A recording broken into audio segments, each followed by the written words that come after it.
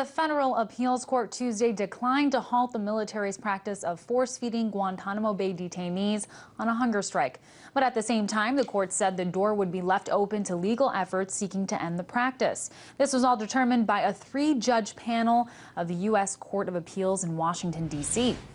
The judges refused to ban force-feeding altogether. They said for an immediate injunction, quote, "It is not enough for us to say that force-feeding may cause physical pain, invade bodily integrity, or even implicate petitioners' fundamental individual rights."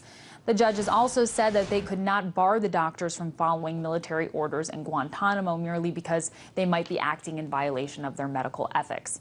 However, the appellate court held that the detainees should be allowed a meaningful opportunity to challenge the Guantanamo force-feeding. And in doing so, the court rejected two previous rulings that said the judiciary didn't have jurisdiction in the case. John Eisenberg, a lawyer for Gitmo prisoners, called the ruling a huge win.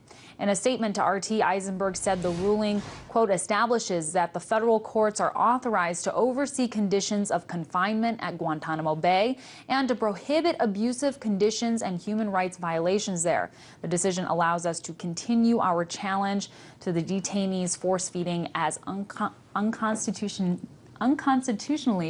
abusive, which we intend to do." U.S. authorities are no longer regularly disclosing the number of detainees on hunger strike, but human rights organization Reprieve estimates that 34 men detained in Guantanamo are on hunger strike, half of whom are being force-fed.